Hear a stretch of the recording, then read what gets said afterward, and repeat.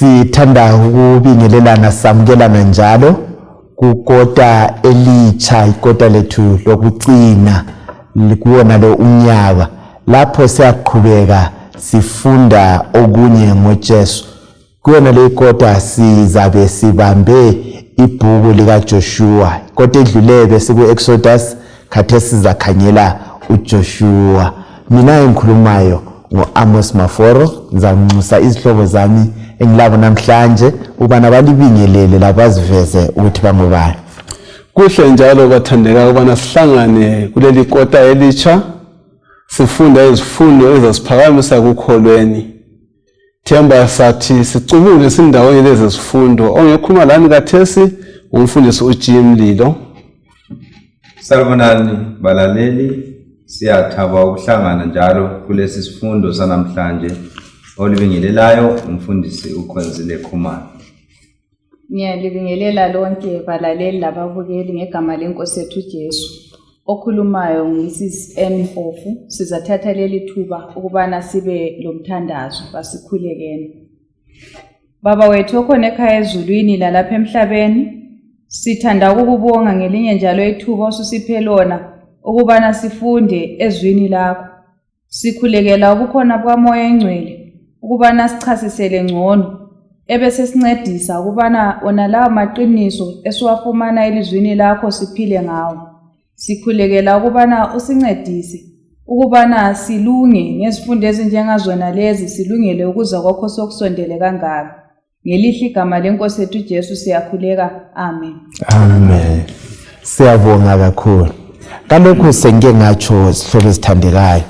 Kuleli kota sizakhangela izifundo zokukholwa esizithola ebhukwini lika Joshua.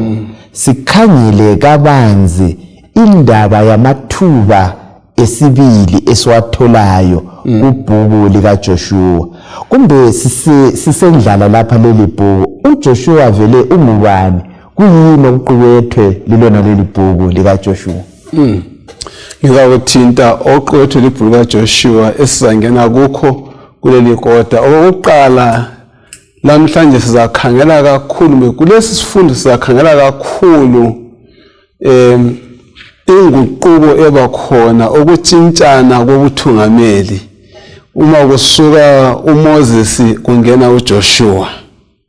Sisiya phambili sesibona ukubana uJoshua yena uthatha hlangothi bani ngendlela uJehova umthungela ngayo esukela kuMoses ngokuyisa uthinta kakhulu amafitshane. Yes, yikho sizabe sikukhangele kulona leli kota. Singengeza okunye sikukhangele, ikakhulu sikhangele yona le indoda okuthiwa nguJoshua. Okunye sikutholayo ebhukwini lika Joshua ikubana uNkulunkulu uthembekile ekugcwaliseni izethembiso zakhe. Singakhangela abako-Israyeli bathunganyelwe nguMose. Ekufeni kukaMose uyaqhubekela phambili uJoshua laye athathe isigodo ase phambili, uNkulunkulu ebesegcwalisa isethembiso ayebaphe sona ekuqaleni. Futhi sifunda ukubana uNkulunkulu uyasebenza ngabantu ababuthakathaka nxa belobukhulu. Kakhulu abantu ababuthakathaka. Ukhumbule mandlo ukuthi uJoshua loCaleb abadala abenelisa ukuyangena kuleli lizwe lesithembiso. Amadoda wonke 600,000 basebechabalele enkangala. Singengeza lapha namfundisi wami. Okunye sikuthola ebhukwini lika Joshua lapha. Sithola indlela okwakumele bangene ngayo eKenani, lama challenges ababezahlangana nawo. Alright. Sibe sesikukhangela ukuthi ama challenges afana nayo ngama challenges esihlangana nawo lathi namhlanje. Ngezifundo zona leziyana ukuthi banqoba njani kuza sincedisa lathi kuleli bhuku ukuthi sazi ukuthi siza kunqoba njani lathi kula ma challenges esingahlangana lawo. Ikakhulu sikhangele iKenani lasezulwini esilithenjisiweyo nguNkulunkulu. And then okunye sikuthola kakhulu okumqoke ebhukwini lika Joshua ngumthungameli esingathi uinvisible. uNkulunkulu uye wayengumthungameli. Nxa uJoshua wayebonakala ku-Israel esenguye wayesetake over ekufeni kukaMoses, but onguye umthungameli nguNkulunkulu wayebehind. So wayambiza wathi ke sokumele uthungamele ungenise laba bantu elizweni engizabanika lona mina ngokwami. So ngamanye amazwi yena uNkulunkulu nguye owayeza bathungamele ukuthi bangene, but esebenzisa ubani? uJoshua. Sizananzela njalo futhi kulesi sifundo sibona ukugcwaliseka kwesithembiso sikaNkulunkulu, kwesivumelwano sikaNkulunkulu. Sizakhumbula ukuthi uma sibuyela kuGenesis chapter 15 emuva le kuAbraham kukwamthembisa uAbraham ukuthi uzamenza abe isizwe esikhulu kakhulu. Watsho ukuthi yena kodwa imuli yakho iza kungena elizweni engasiyo lizwe labo okweminyaka 400. Kunjalo. Namhlanje nxa sesingena kuJoshua sibona leso sithembiso leso sivumelwano sigcwaliseka, icovenant igcwaliseka ekungeneni kwabo ezweni langaphi leKenani, njengokuthembisa kwaNkulunkulu ngokunye esihlana lakho kupheleliswa lapho kakhulu. So sihloko esithandekayo kuleli kota ngiyalikhuthaza abangakathengi izipele zabo ukuthi asambeni siyethenga sitatitshe ndawonye sizabusiseka kakhulu. Kalokho siyabe sifunda lokhu kulotshelwe thina ukuthi ze kube izibonelo ezinhle kithi asebephila esikhathini sokugcina. Amaphutha enzakala endulo lalapha abanqoba khona lathi asifundeni ukuthi singawaphindi lawo maphutha senelise ukunqoba. Siza kungena kusifundo sethu saleli viki lesihloko esithi sona indlela yokuphumelela. Kuyini esingakwenza ukuze siphumelele? Yikho esizabe singakho uyona leli iviki. Ngizacela uMandlo asibalela indinyana yethu yokwaziwa ngekhanda. uJoshua 1 ivesi lika 7. Yes. Qina ke ube lesibindi uqaphelise ukugcina wonke umlayo uMose inceku yami akulaya ngawo. Ungaphambi kuwo uye ngokwesokunene loba ngokwesokhohlo ukuze uphumelele kuhle kukho konke okwenzayo. Siqathanisa lesihloko sethu lesi mfundisi Mlilo. Kuyini esikuzwayo kuvesi kundinyana yethu yokwaziwa ngekhanda le? Indlela yokufundwa ngekhanda le ikhangela uJoshua, uNkulunkulu ukhangela uJoshua njengencebo yakhe obesebenza esekela kumbe obesebenza loMoses. Yebo. Okokuqala uvela kuthambanga kakusiyo into elula okuthatha ubuthungameli kumbe indlela entsha yobuthungameli. Yes. Kuyaletha uvalo. Yes. Okwesibili sikhangela uJoshua ekhangela ubona kumele achaphe uJordan. Ngaphetsheya ngale kule miduli esafunda ngayo kabanzi siya phambi kwesifundo. Konke lokhona izinto ezingaletha uvalo, kodwa uJesu uthi hayi qina ume isibindi. Uyamqinisa okokuqala laphana ukubana kunkuza umncedisi ubana anqobe yini izizwe. Okwesibili besemvezela indlela ezokuphumela isifunda ngazo esihlana lesihloko sethu ukuthi uzawuphumela njani kuphela ngokugcina umthetho lo ngaphambuke endleleni zikaNkulunkulu kuyaletha ukuphumelela. Kuyaletha ukuphumelela. Izihlobo ezithandekayo kuleli viki siza kufunda ukuthi ukuze siphumelele ngiyakwazi sonke lapho esikhona akula muntu ongafuna ukuphumelela. Ngabe uyakholwa kumbe awukhonzi ukuphumelela sonke siyakufuna. uJehova ulendlela ayiphawulileyo atshoyo ukuthi lingalandela lindlela liza kuphumelela. Angithi be? Yes. Siza kukhanyela lapha indaba yethu yaMose omutsha. Sike sizwe ukuthi uJoshua ukuze aphumelele wayemele abenja. Ungakhanyela uDeuteronomy 18. Ngizakucela Mandlo usikhangelele uvesi ngo15 kusiya ku18 kuyabe kusicacela laphana esiyakhona. Yes. Verse 15. Yes. Inkosi uNkulunkulu wenu iza kulivusela phakathi kwabakini umprofeti onjengami. Right. Limlalele yena. Lakucela lokho enkosini uNkulunkulu wenu, lakucela lokho enkosini uNkulunkulu wenu eHorebu ngosuku lokuhlangana lathi. Asingabe sisalizwa ilizwi lenkosi uNkulunkulu wethu. Singabe sisawubona lumlilo omkhulu funa sife. Inkosi yathi kimi, konke abakucelayo kuhle. Ngiza kubavusela umprofeti onjengawe kubafowabo. Ngiza kubeka amazwi ami emlonyeni wakhe akhulume kibo konke engiza kumlaya khona. uJoshua 1 ivesi 1 siyegcina ku5. Kwathi emva kokufa kukaMose inceku yenkosi, inkosi yathi kuJoshua indodana kaNuni, umsizi kaMose, uMose inceku yami usefile. Ngakho-ke suka uchaphe leli Jordani wena labo bonke laba bantu bako-Israyeli, liye elizweni engizalinika lona. Yonke indawo ezakunyathelwa zinyawo zenu ngilinikile yona njengokuthembisa kwami nguMose. Kusukela enkangala ngaseningizimu kuze kufike eLebanoni ngasenyakatho, kusukela emfuleni omkhulu iYufrate ngasempumalanga, lonke ilizwe lamaHethi kuze kufike olwandle olukhulu ngasentshonalanga, kuzakuba ilizwe lenu. Kabula muntu ozakumelana lawe zonke izinsuku zokuphila kwakho. Njengalokhu ngangiloMose, lawe ngizakuba lawe. Kangisoze ngikulahle, kangisoze ngikuchiye. Yes, ngamakhasi ngabala sesefika ku9. Kulamaqiniso amaningi esiwatholayo.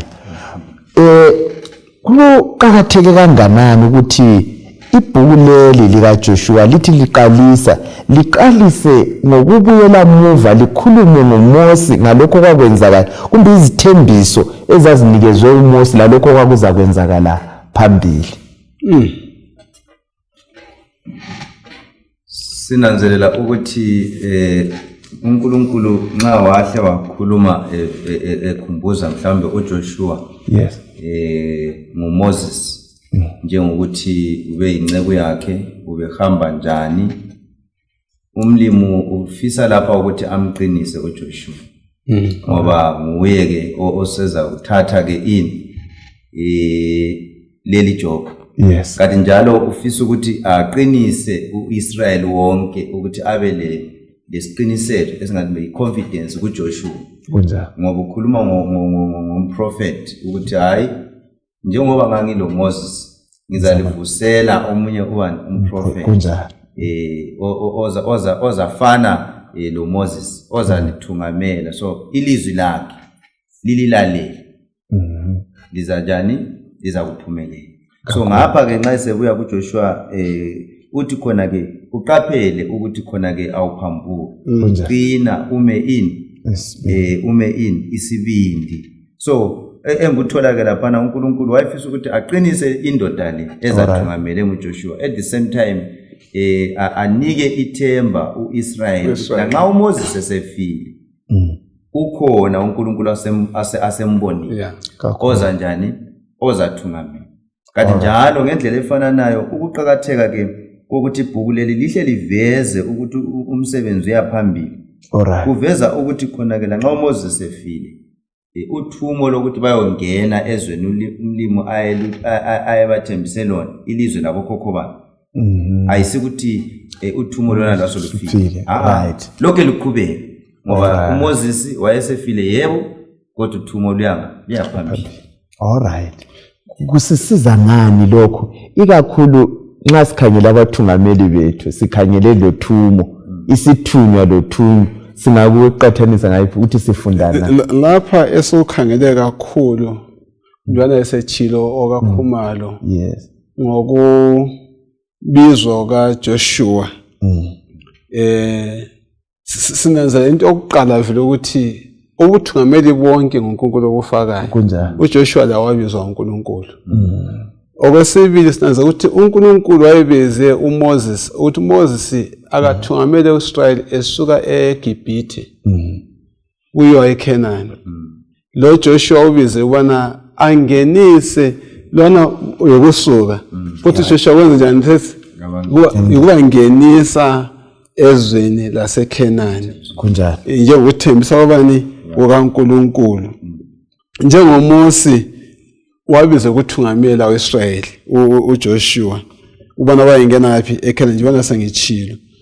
futhi okunye esikuhlala lakho ngibonane ngasifundela uverse ka11 ka Exodus chapter 33 uyasitshengisa ukuthi kanti yena uJoshua lo obizwayo wayenjani esayivula futhi mina ngikufundayo ukuthi ukuthiwameli bonke sesikhangele kithi lapha kuhle ukuthi sibe laba nawethu abakopayo kunje nje mina the sentshonalanga yomsebenzi kusangena abatsha lo khuma bezaba sentshonalanga yomsebenzi wakhe kuyangena abafundisi abanjani abatsha so into le kumele kuthiwa kusinwa kudedelwana yes okay verse 11 ngaleyo ndlela inkosi yayikhuluma kuMose ikhangelane laye njengomuntu ekhuluma lomngani wakhe. Lapho uMose esebuyele ezihonqweni inceku yakhe uJoshua oyinsizwa indodana kaNuni kasukanga ethenteni. Right. Akasukanga ethenteni. Kulama verse ambalwa isakhela kuyona le angasincedisa ukufunda ngendoda le okuthiwa uJoshua. Kuthiwa kasukanga ethenteni. Ufala ukuthi ngithi mina umfundisi usukile echurch waya endlini. Alright. Kodwa umsekeli wakhe wasala echurch. Kuyakutshengisa ukuthi uJoshua lo ubelobudlelwano obunjani noNkulunkulu. Indoda eyayizimisele elokuzimisela okuphakemeyo entweni zakuNkulunkulu.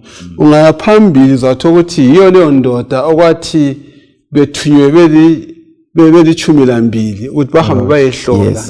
Kodwa yena wema loKhalebu babili bamelana labo bonke abasebengene ithwethwe basebengene luqhuqho kodwa bema eqinisweni. uJoshua indoda eyahle yakhomba ukuthi ingumthungameli evini uNkulunkulu engakambizi ubuthungameli lokho. Siyabonga.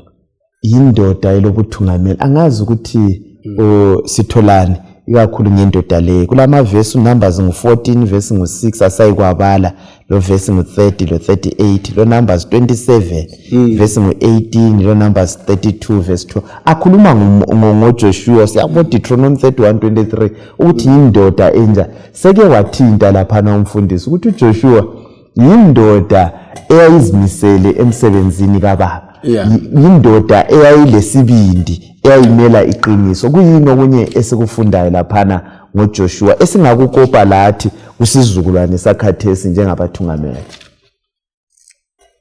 Verse 27 lapha verse 18 yes ukhuluma ngokuthi le ndoda yayilomoya wobukhokheli kunjani so nginanzelela ukuthi uNkulunkulu wayekwazi ababezadlula kikho phambili ngoba ukungena bathathe ilizwe uNkulunkulu ayebathembise lona kwakuyiprocess so kwakumele ukuthi khona ba-act lapho ngokukholwa so kwakuzadinga ke indoda elobukhokheli kakhulu elomoya wobukhokheli okuthatha ukuthi khona kwakumele ukuthi khona abe lesineke at the same time abe lesibindi nxa sekuhlangana lama challenges ukuthi khathesi sokumele kungene kunqotshwe akwazi ukuthi uNkulunkulu uthe ilizwe ngilinikile ngenani linjani lilithathe kakhulu. Yes, umuntu othobela intando kaJehova sithunganyelwe nguJehova okwathinta indaba ye-mentorship lakhathesi sihlobo esithandeka emabandleni yethu kubadala bebandla emadikonini kubafundisi asibeni labantu esibancedisayo ukuthi babe ngabathungameli njengathi kumbe babe ngcono kulathi suhlakulele wona lo moya ukuncedisana emsebenzini kaMlimi kungaswelakali uthungameli. Mina ngikhathekiswe ilokho okukhulunywa ngokhumalo kaThesi uthi lo moya wokuthungameli. Ngingabuya kuTestament elitsha ngifunda ispiritual gift ukuthi wayelesipho sakomoya esokuthungameli. uNkulunkulu usebenzisa abantu ngendlela abaphe ngabo izipho ngokunye sokutholayo lakaThesi emabandleni uma singasebenza ngezipho zethu ibandla lingachapha amaJordan amaningi kakhulu.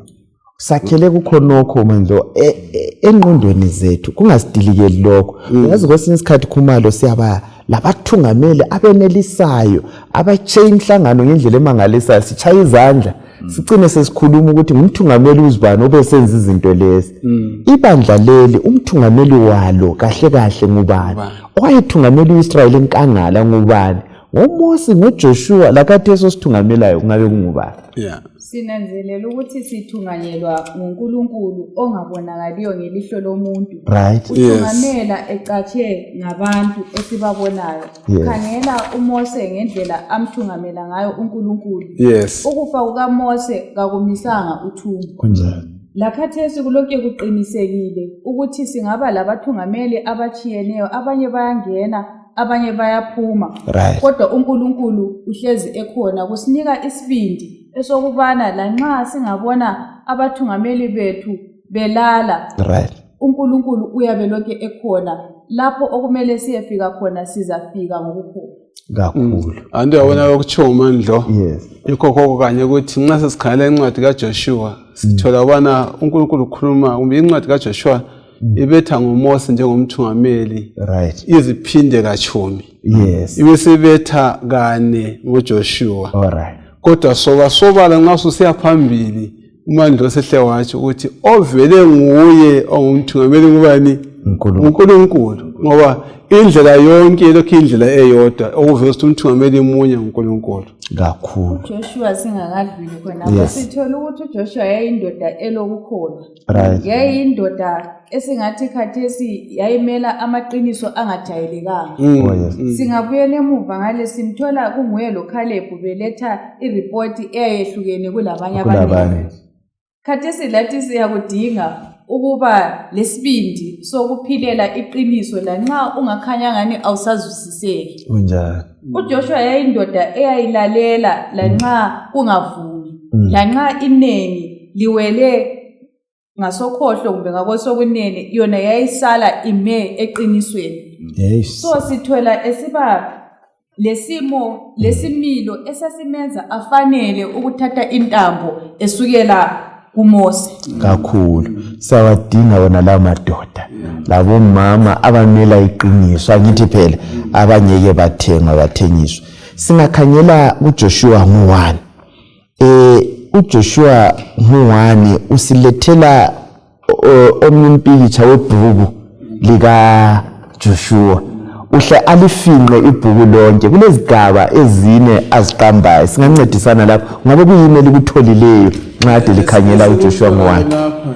ukuthi uJoshua ubezele ukufeza izinto ezithize njengoba sithi sathena uMose wenza yakhe ingxenye uJoshua sezakwenza yakhe ingxenye kulento ezithize omele zenziwe uJoshua okokuqala ukuchapha uJordan uMose wachapha olwandle lubomvu laba bantu abatsha awasebesiyangena eKenani abangayisiwo wachapha olwandle lubomvu abazangena kuyabo inkambo yokuchapha uJordan futhi nxa wayezamchapha uJordan kwamele amchaphe engachapheki ukwenza ukuthi babone ukuthi abachaphanga ngamandla abo uNkulunkulu bachaphisile nxa besifunda siyathi sikhava ukuthi yena ukuhlala kwabo okweminyaka engu40 besenhlane kwenza izinto zaqasibana sifuna ukudelela uNkulunkulu kanti zazimkhupha uNkulunkulu kaIsrayeli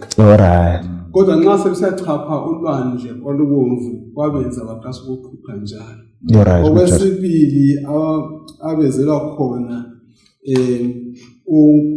uJoshua loIsrayeli yokuyathatha umhlabathi wona lo kanye ovele enkulu ayibanike wona okwesithathu nxa sebewuthethe umhlabathi sekumele babe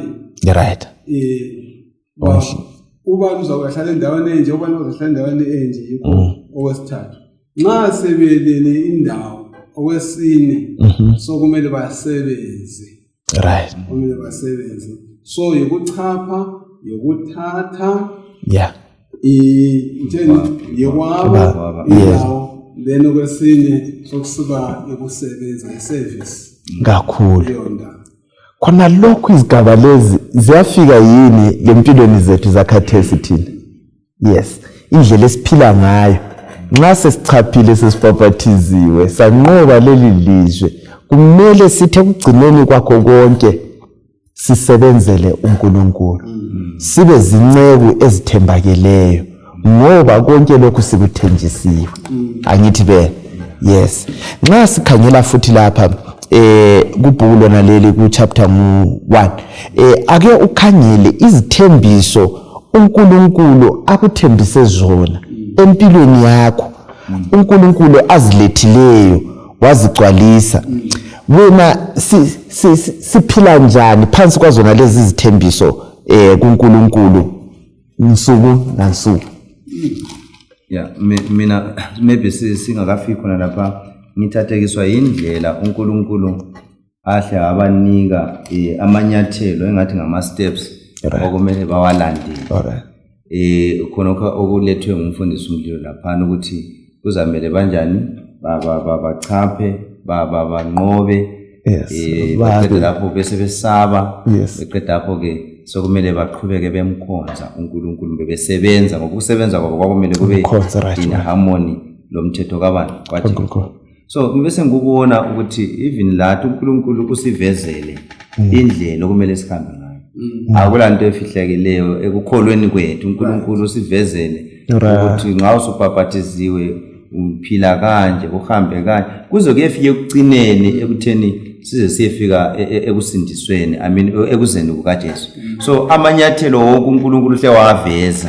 So sokuthatha ukuthi thina sivume ukulandela yena uThixo le guidance yakhe ngoba kulanto efihlakeleyo even empilweni yomKristu yonke into ifakiwe ukuthi abangcwele bazaphila njani baze bayefika ngapi eJerusalem elenjani elitsha. So ukuze sefika lapho kulamanyathelo okumele siwalandele sihamba noThixo sikhula nsuku zonke sifunda okunengi size siyefika khona lapho kakhulu. Njalo kumbuzo obuzileyo kuthatha ukukholwa ukuphila ngesithembiso sikaNkulunkulu. Right. Yinto eqhakatheke kakhulu bana sikholwe usethilo ngamanyathelo kumele siwathathe.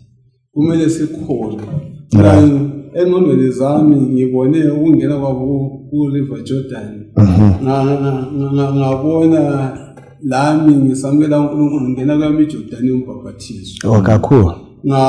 Wafika ingqondo zami zokuthi kanti nxa sokuthiwa ngiyanqoba ngiyathatha ngiyawenda. Yes. Ngithatha indlela entsha yokuphila ezindaweni. Yes. Ngithatha indlela entsha yokuphila ngokuzwisisa futhi ukuthi the moment samukela uNkulunkulu sokumele ngiphile ngokombuso wezulu. Kunjalo. Saselapha emhlabeni. Yes. Kodwa kumele ngiphile ngokombuso wezulu ngilapha emhlabeni. Yebo Jesu Kristu umbuso wezulu njani usofikile. Yes. Othi usukhona.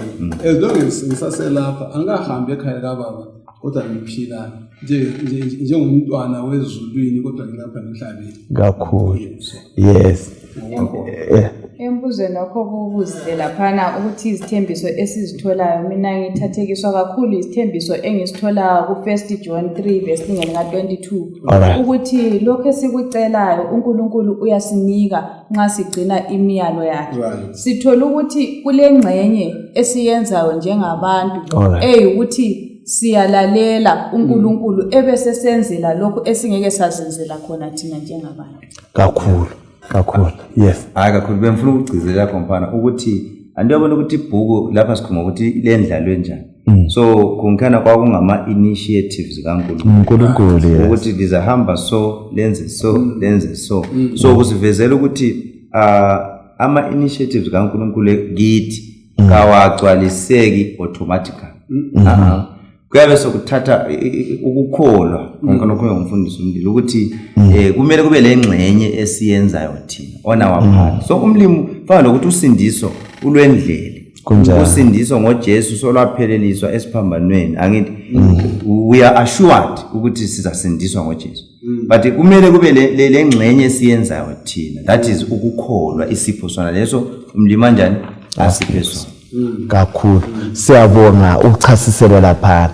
sikhangile lapha mandlo uchapter 1 kaJoshua iverse 2 lo 3 sike sikhangile indaba yesethembiso lesi impendulo umbuzo olandela khona lapho indaba ukuthi kanti uthembisa nje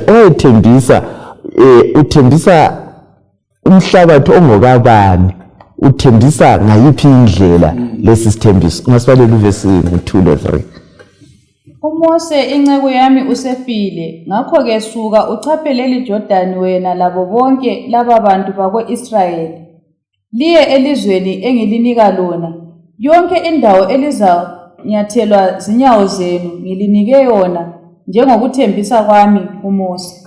Right, sitholani kuverse le nxa ukhangela kuleli iverse uthola inkulumo yakho esithena uNkulunkulu uthembisa uJoshua aza kumupha khona right siyabona indaba akuyathi seyikuphile yes yeah aza kumupha senjani sekuphile konke lokho nxa kulandela kungakhulunywa ngumuntu ongumnikazi walokhu akuphayo right lanxa ungakubambi ngesandla sakho oresenjani senguphile futhi kumemezela ukukholwa ukuthi hayi ohluthu ungakamukeli anti kunjalo isikhathi esiningi nxa sikhuleka kube sisikholwa ukuthi umuntu usesiphenduliwe even singakathi amen kunjalo kumele sibone so lapho kwafana naleyo ndawo ukuthi onguye ongenza njalo ngumnikazi wolutho so uNkulunkulu umnikazi kanjani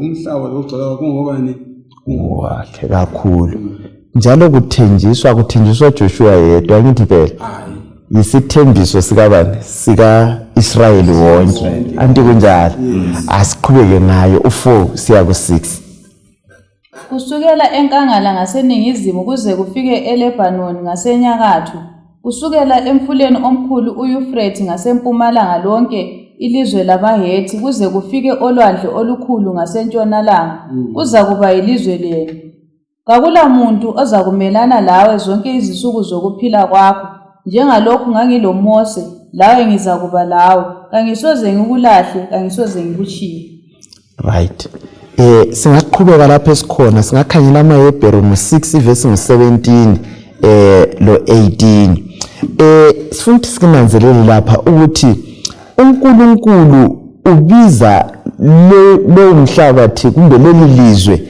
njengelizwe lesithembiso kutshoni ukuba zindlalifa zesithembiso lesi uthengiya bala uHebrews alright but elungisebona abanye okuqala right uNkulunkulu usuka udlula nje kukho kancane yes usebenzisa isabizwana alright ngomsana yeah esika wena lani izwe lenu okuveza futhi indlela yokukhuluma ngobuningi bolutho okuveza ukuthi lelizwe lithenjiswayo kayisoka Joshua yedwa hayi kodwa lo Israyeli njani wonke uyovezwa laphana njalo futhi uzasibala uHebrews bese sikhangela ke 17:18 Hebrews 6 verse 17 and 18 ngakho-ke lapho uNkulunkulu ethanda ukubonisa ngokupheleleyo kuzo izindlalifa zesithembiso ukungaphenduki kwecebo lakhe waqinisa ngesifungo ukuze ngezinto ezimbili ezingaphendukiyo uNkulunkulu angaqambi amanga ngazo sibe lenduduzo elamandla thina esibalekele ukucatsha kuye sibambelele ethembeni elibekwe phambi kwethu right yes isithembiso lapha bathandela esifumanayo esokuqala ngesokuthi uNkulunkulu kulabo ababalekele kuye wathembisa uzaba labo okuphela nje kuzathola kuMateyu 28 verse 20 lathi sithenjiswe into enjani efana as long as sibalekele kuye sisenza umsebenzi wakhe kulesithembiso ukuthi hayi ngizakuba lani kuze kusekupheleni ngenye indlela kasisali sizintandane endaweni zezulu right othembisileyo uthembekile sihlobo esithandekayo uyasigcwalisa yebo khuma I think bengizafuna ukuthi into khona lapho ukuthi kutshoni ukuba indlalifa yesithembiso ukuthi kwakumele badepende kuNkulunkulu kunjalo ya ngoba nguye wayesifakile isithembiso ya so isithembiso sisure sikhona kodwa ukuthi size sigcwaliseke isithembiso basi realize empilweni yabo kwakumele badepende kubani kuye uNkulunkulu onguye wayesithembisile indlalifa kwamngeni hayi akufuko ichaze indaba yendlalifa uba indlalifa kuletha kudlala ubani so ukudependa ke kuNkulunkulu kuthi ukuthi khona kumele kube lani lendla kube nobudlelwano kunjalo ube ngumntaka kaNkulunkulu ihambe lonke iphile lonke so kungakwenza ke ukuthi wena ube njani ube indlalifa yalesi sithembiso isithembiso lesi sigcwaliseke kuwe ngoba usungumntaka kaNkulunkulu so kakuvumi ukuthi sigcwaliseke ukhatshana le ungelabo lobudlelwano lalo uNkulunkulu othembisileyo so ikwenza ngokuchasisa so awubi indlalifa ungazalwanga kuyena leyo muntu angithi phela singabantwana zalwa koNkulunkulu kakhulu wawatshela lokho zeNikodimo ukuthi kumele uzale ngobuhle kakhulu so babukeni sesitshela ukuthi yena bonke abakhula kuNkulunkulu wabenza wabiza kwathiwa amadoda kakhulu asibeni lathi asikudingeni ukuthi sizalwe kuona lo umbuso sihlobo zami ukuze sibe izindlalifa ngoba uthi umhlaba nokugcwala kwawo kungokwakhe sikhangele lapha uverse ngo7 kusiya ku9 sikuJoshua chapter 1 khona pha Qina-ke ube lesibindi uqaphelise ukugcina wonke umlayo uMose inceku yami akulaya ngawo ungaphambuki kuwo uye ngakwesokunene loba ngakwesokukhohlwa ukuze uphumelele kuhle kukho konke okwenzayo. Umlayo okulincwadi ungasuke emlonyeni wakho uzacabanga ngawo emini lebusuku ukuba uqaphelise ukwenza konke okulotshiweyo ukuze ukhule uphumelele kukho konke okwenzayo. Kangikulayanga na ngathi qina ume isibindi ungesabi utshaywe luvalo ngoba inkosi uNkulunkulu wakho ilawe kuyo yonke indawo lapho oya khona.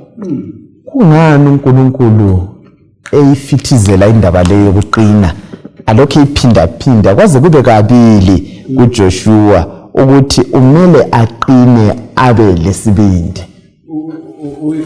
uyifithizela phose kathathu uverse 6 uverse 7 la kuverse 9 uverse 9 azathi angitshoni ngathi ngithenjani qina babathandekayo kwangasiyo into elula ukuthi uthathe ubuthungameli usuka kuqhawe enjengoMoses oyekhona loNkulunkulu bekhangelele njalo owenza into eziningi kakhulu njalo futhi nxa uMoses eselele lapho bengakachathi uJordani kwangasonto lokuthi ngizawuchapha njani uJordani lapha imiduli yeJerikho yayimiduli yayimgoqo ekungeneni eKhenani kunjalo yayiletha uqhuqho ukuthi ngizayithini imiduli engaka ongelama imitshina kumbe izikhali zesikhathi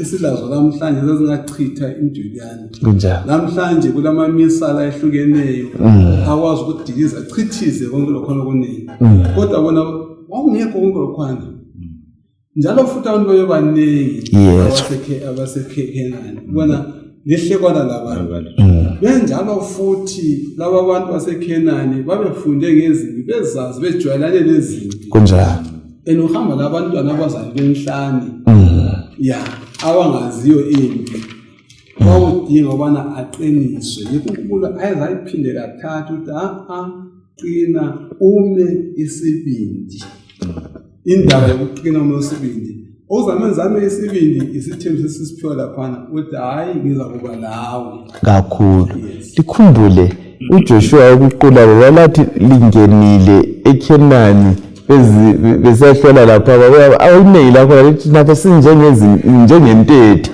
so kwakulobugwala kukamula kweIsrayeli uNkulunkulu kwakudingakala ukuthi abaqinise yebo manje Ukungezelela khona lapho sinanzelela ukuthi ukuphumelela kukaJoshua kwakungayeyamanga emandleni akhe. Alright. Ungananzelela uNkulunkulu wayezamenzela uJoshua amphumelelise selong wayehlala ebukhoneni bakhe. Singakhangela ukwesaba kuphikisana lokukholwa. Kunjalo. Lapho sesilahlekelwe ukukholwa siba lokwesaba. Nxa sesisesaba uthi yena uHebrews kunzima ukumthokozisa uNkulunkulu nxa singela ukukholwa. Nxa sikhuluma kulezi izindawo uNkulunkulu uyaqinisa ukuthi kaqine ngoba ukwehluleka kumbe ukuma ungaqhubekeli phambili kuthi ukuthi ukufa.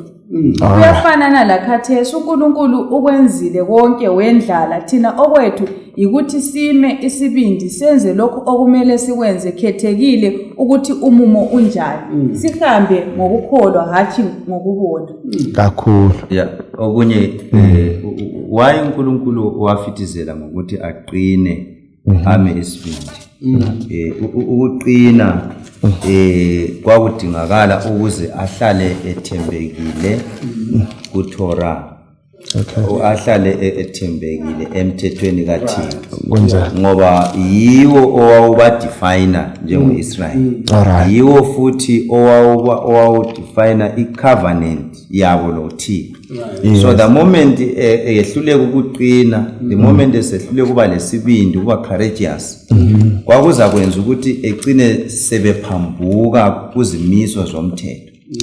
Eziyizwe ezazizakwenza ukuthi khona ke baphumelele ngoba ukuphumelela njengoba nesechilo lapha uMandlo kwakungeyamanga kuye uJoshua kwakuyame kuThixo lesivumelano sakhe. So bona uJoshua njengo leader leader uIsrael lo ngokwesaba lakho konke kwakuzamenza ukuthi khona agcine ephumile emthethweni kakhulu. Yangaphuma emthethweni seqamule ubudlelwano loThixo onguye wayeza kwenza ukuthi banqobe kakhulu.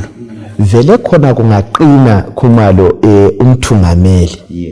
Yonke into isilungile. Babethi bona izimvu zingathunganyelwa ingwenyama zilamandla kule ngwenyama eziningi ezithunganyelwa yimvu. Umthungameli nxa uJoshua ngaqina ibandla uIsrayeli wonke nxa ukuthi uligwala umthungameli nxa eqinile konke elesibindi kuyalunga. Ake sikhangele indaba eku-Efeso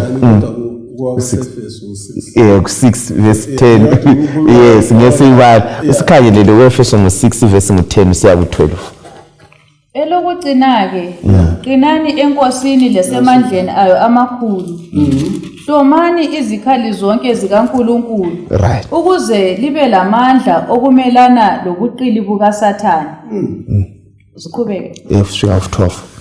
Ngoba kasilwi lenyama legazi kodwa silwa lemibuso lamandla lababusi balumhlaba womnyama lempi yemimoya emibi yaphezulu. Right, singabala sefika kuvesi ngo-18 kodwa kwakhathesi sigcina lapha babukeli labalaleli. Singa-athatha njani amazona la safake ezimpilweni zethu inkuthazo esiyitholayo endabeni leyi yokuqina kuyini vele ekusihlaselayo kulesi sizukulwane? Sivezela ukuthi hayi njengoJoshua wayemele aqine ekhanane lemiduli ekhanane lokunzima uphambi kwakhe lathi esiphela lesikhathi asikuthani lokho kwezinto akusihlasele. Ikhona imiduli la. Ikhona imiduli, ikhona imoya kunenge ukusihlaselayo. Ongenza siwe kukholweni. Right. Kwesinye isikhathi ungachanje luvalo nje usubona ukuthi okudingwa imali ekhaya lakho ukhona lekhathana uzugcina usithala uvalo yokudla kwethu. Kwesinye isikhathi omunye umuntu engagula kabuhlungu sibili kuphela amandla lawe kunjalo nxa ungazange waqiniswa njani yenkosi. Kwesinye isikhathi ungaba imisebenzi singasayitholile engekhoyo umuntu athwale nzima ukuthi abantwana nizabaphana kokudla umqamula ama joint aphela amandla lo muntu. Abantu abatsha uthole isithupha semfundo usuzoba ngudokotela ule masters kodwa uthola ukuthi isiphepha oliphethelele akulanto ongayenze ngokuphilisa ngalo ngalesi sikhathi. Yes. Konke khona ngaba yinto engakuhlasela ikwenze kwesikhathi uzomhlamukele uNkulunkulu. Ilizwi ithana naka siqineni bathandekayo. Yes. Isibenda kuqina bonke bakabani bukaSathane. Kunenge ukuthi bukaSathane ukuza kithi. Engikuthanda kakhulu ukuthi yena kasiqini kawethu amandla. Mando ukuthi uyisimpofu. Kasiqini kwethu amandla kodwa siqina ngaphi? Enkosini eyisiqinisayo. Kakhulu. Kuyadingakala ukuthi kusiqine umbisize lapha mfundisi Khumalo ikakhulu kusizukulwane sakhathesi singahlala njani siseqinisweni ikakhulu uhlangene labantu abayekethisayo abantu abangamiyo eqinisweni ikakhulu lokho kwenzakala manje kuJoshua abantu bahambe bengu12 kwangamadoda ahloniphekayo kubuye abaningi abangu10 bathi akungeneki kwavuma yini ukuthi nalibabili limele lithi hayi akunjalo isikakhulu abantu abatsha bangena esigabeni ezinjalo lathi badala kunjalo kume kanjani ya ivesi ithe elokugcina ke bazaqinani enkosini lasemandleni ayo amakhulu so kimi kufika ekutheni khona kumele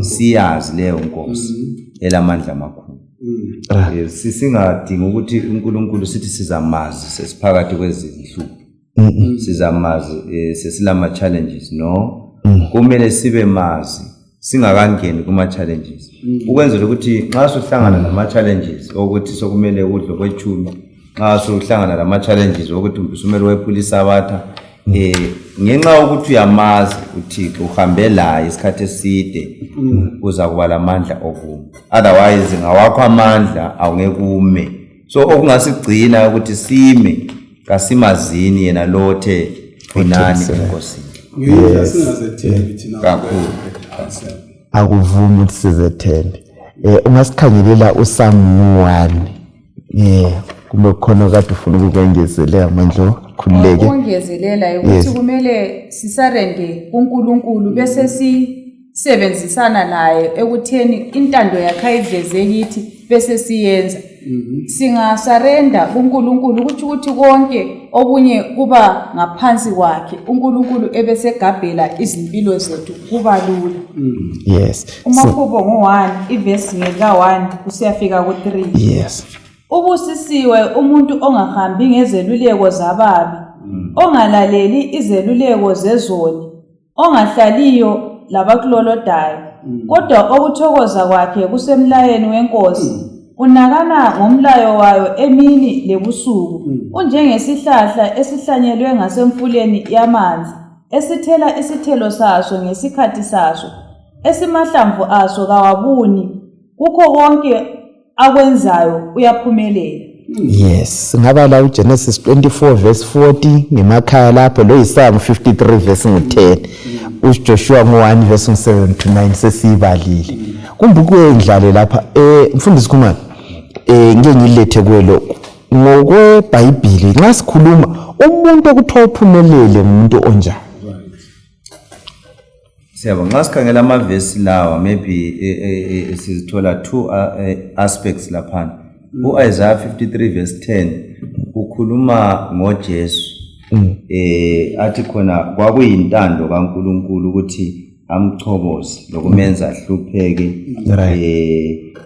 lokuthi anikele so nginanzelela ukuthi khona lokho okwenzakala kuJesu kwakuyikuphumelela kwecebo likaThixo so ukuphumelela ngokweBhayibheli kungaba sesigabeni sokuthi khona lokho bekuhleliwe kungawi yes kodwa kuhambe kuyefika ukuthi khoxo ikuphumelela right ngoba kuhleliwe eBhayibhelini kanti njalo ukuphumelela ngokweBhayibheli ngokukaMakhubo 1 verse 1 to 3 lapha ikuphumelela ngokwentando kaThixo ngokuphila ngomthetho kaThixo right ye ngoba ngaphandle komthetho kaThixo asingeke sithi umuntu uphumelele hayi kufanele ukuthi nxa umuntu ephumelela ngokweBhayibheli aphumelele senkosini aphumelele ephila ngomthetho kaThixo kuyenzakala ukuthi umuntu uthe uphumelele tholakale le material lezinto eziningi but umuntu onjalo isigaba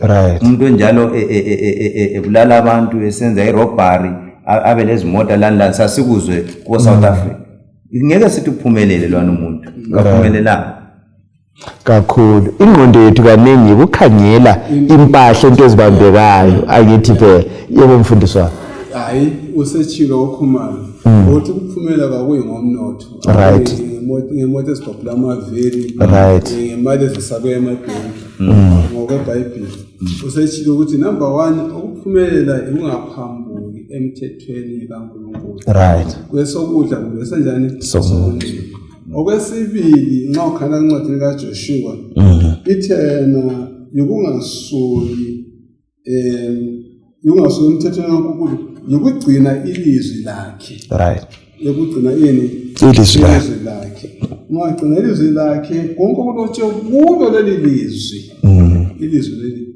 olotshwe leli lizwi lokuphumelela kodwa ungaphambuka okulotshwe leli lizwi konke okwenzayo ola kuphumelela kuhle ngaphumela material kodwa asozuphumelele usiyangaphi right so bantu abatsha asiqapheleni ngikutsho lokho ngoba ngibona yini elisengozini ukuthi nxa sidinga ukuphumelela kuganyiwe abantu bentizizilayo phandle la lathi badala asiqapheleni sibuye sihlale ezinyaweni zenkosi sizabe siyakuphumelela singakhangela mandlo uRoma ngo3 ivesi ngo31 sike sikhangele ukuthi le ivesi ichoni budlelwano bani obukule ulivesi lokugcinwa komthetho lokukholwa ngakho ke siyawenza umlayo ube yize ngokukholwa na phinde kodwa siyawuqinisa umlayo right sithola kulivesi kuthoko khona lokho kakhulu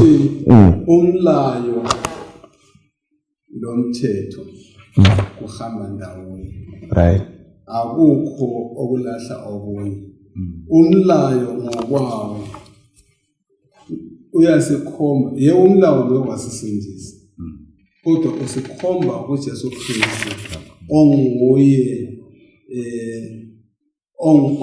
nguye Jesu sikhonjwa kuye according to uGalatia 3:24 umlayo usikhomba kuJesu Kristu kakhulu nguye ongasilethela usindiso kakhulu umlayo uyangitshela ukuthi lesi isono right nxa sengibone isono sengidinga umsindisi so umlayo usungisa kumsindisi kakhulu yes so akuvumi ukuthi sithi uphumelele ungelawo umlayo umuntu ophumeleleyo ngogcina umlayo manje ukungezelela khona lapha sithola ukuthi ukukholwa kwethu kuyavela ngokugcina imlayo kunjalo so konke lokhu kuhamba ngokubili akula okumele kusale okunye uhambe kodwa ungagijimisa ukukholwa kodwa kuba lenkinga ugijimisa umlayo wodwa kuba lenkinga kakhulu ihlobo zami ake sibuqaphele khona lokho empilweni yethu yokukholwa so lokho zenini uSam yes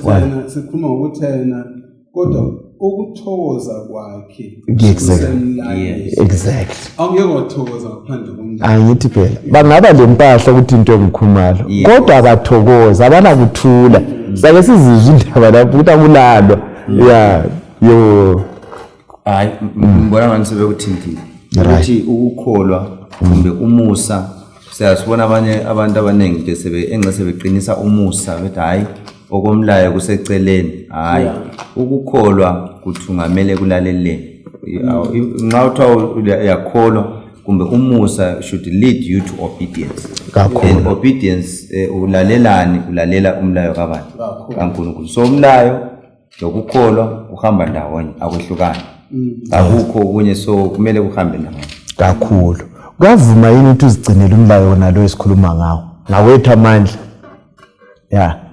hayi lana sike satsho ngaphambilini ungeke ugcina ngakho kanjani amandla yes uNkulunkulu kuphela uma sizethula kuye uyasidinga amandla kwana sigcine umlayo wakhe kakhulu mina uGalatia 3:24 umlayo usikhombela kuJesu Kristu nguye ozasibangula isono yes ake sizame ukuyigoqa lindaba sisemaphethelweni lapha khumalo awakho ukugcina uthini ngalesi sifundo esiphuma sikubambile? Mina engingakuthi kubalaleli lababukeli nxa sikhangela kakhulu ibhuku lika Joshua liyasivezela ukuthi indaba iqala ngoThixo izaphetha ngoThixo, ukuthi sifanele ukuthi sifunde kakhulu izifundo zokukholwa lokumethemba obani uNkulunkulu, ukuthi even lathi khathesi usindiso lwethu kumele sikwazi ukuthi silweyamisa kubani kuNkulunkulu, ngoba sinanzela ukuthi kuJoshua lapha ukuphumelela kwabo kwakweyame ekutheni bona bagxile kubani kuNkulunkulu, kwakungekho emandleni abo, kwakusemandleni kabani kaNkulunkulu, badepende kuye. So lathi kusindiso lwethu kumele sazi ukuthi kaluveli ngawethu amandla ngokwenza kwethu, kodwa usindiso lweyeme kubani kuJesu kuphela. So kumele sale sixhume kuye, sale sikhangele kuye uJesu, yikho lapho sizathola khona usindiso lupheleleyo. Kakhulu manje Mina engunanzeleleyo balaleli lababukeli ukubana uNkulunkulu ukwenze kwabalula ukuthi asivezele indlela esingaphumelela ngayo. Ngiyayibona abantu bethwala nzima, abanye siyasizwe ukuthi balamazwane befuna ukuphumelela, kodwa kathesi sithola esikuthola esifundweni ukuthi ukuhlala emlayweni kaNkulunkulu kusenza siphumelele. Kule ngxenye esidlalayo njengabantu eyikukholwa lokulalela uNkulunkulu ebesesiyamkelisa izithembiso zakhe nxa sihambisana ngokwezwi lakhe.